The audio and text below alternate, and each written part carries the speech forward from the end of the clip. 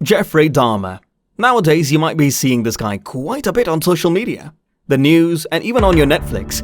But did you know who this guy was? And what has he done to make him appear like that everywhere? Well, this is a very interesting guy, and his name is Jeffrey Dahmer. So make sure to watch this video till the end, because in today's video, we're going to tell you about everything about Jeffrey Dahmer. But first, make sure to subscribe to the channel, and don't forget to press the bell icon for the latest updates. That being said, let's get started. Jeffrey Dahmer was an American serial killer and sex offender who was born on May 21, 1960, during the period 1978 and 1991. Dahmer was responsible for the murders of 17 males in a truly horrific manner. He was known for rape, dismemberment, necrophilia, and cannibalism as part of his modus operandi. Dahmer had a normal childhood, but as he grew older, he became more withdrawn and uncommunicative. After he reached adolescence, he stopped caring about hobbies and social interaction, instead turning to examining animal carcasses and heavy drinking for entertainment. While he continued to drink during high school, he graduated in 1978. Exactly 3 weeks after being 18-year-old, he killed his first victim. During that summer, Jeffrey was left alone in the family home because his parents were divorcing. As soon as he saw this opportunity, he took action on the dark thoughts that had been growing in his mind. On the way home, he picked up Stephen Hicks and offered to take him to his father's house for some beer. However, when Hicks decided to leave, Dahmer slammed him with a 10-pound dumbbell in the back of the head. After that, Dahmer dissected, dissolved, pulverized, and scattered all of the now imperceptible remains throughout his yard, before admitting to killing him for the sole purpose of keeping Hicks. And a period of 9 years would pass before he would be able to kill again. During that fall, Dahmer attended college for the first time, but he dropped out because of his alcoholism. And as a result of his father's demands, he served as a combat medic in Germany for more than 3 years from 1979 to 1981. Despite that, he couldn't kick the habit, and he was discharged the following spring, moving back to Ohio to start over. When his drinking kept causing problems, his dad sent him to live with his grandmother in West Allis. It was 1985, and he was raping men in gay bathhouses after he dragged them unconscious. Even though he was arrested twice for indecent exposure in 1982 and 1986, he didn't get charged with rape. The second victim was Stephen Tuomi, who he killed in September 1987.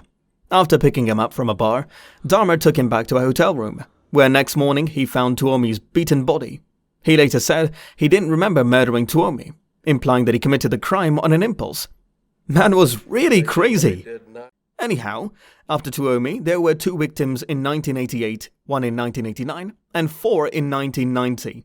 As he continued to lure men from bars and solicit prostitutes, he would drug them, rape them, and strangle them.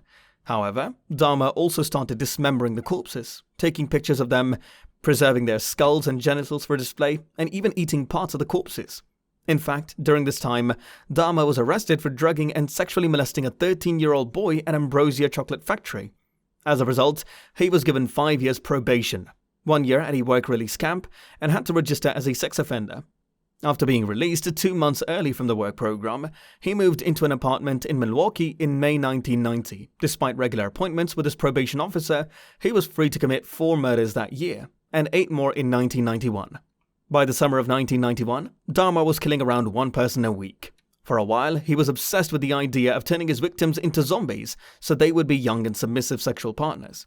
Many different techniques were used, including drilling holes into their skulls and injecting hydrochloric acid or boiling water into their brains. Soon, neighbors complained that Dahmer's apartment was making strange noises and smelled awful.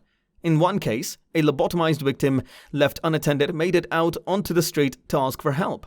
After Dahmer returned, he convinced the police that the irrational young man was just his intoxicated boyfriend. As a result of not running a background check, police did not reveal Dahmer's sex offender status, allowing him to narrowly escape. Dahmer was indicted on 15 murder charges, and the trial started on January 30, 1992. Despite all the evidence against him, Dahmer pled insanity as his defense because of the uncontrollable impulses he had. In 2 weeks of trial, the court found him sane and guilty on 15 murder counts. He was sentenced to 15 life terms, for a total of 957 years in prison. That same year, he pleaded guilty to the murder of his first victim, Stephen Hicks, and got another life sentence. He spent time at a Columbia Correctional Institute in Portridge, Wisconsin. His time in prison was spent expressing remorse and wishing for death. Besides that, he also read the Bible and declared himself a Christian. As a result of severe head trauma, Dahmer died en route to the hospital in 1994. We recommend watching the Netflix documentary about this man if you want to learn more about him. And that's it for today's video. Make sure to subscribe to the channel. We'll see you guys in the next one. Until then, peace.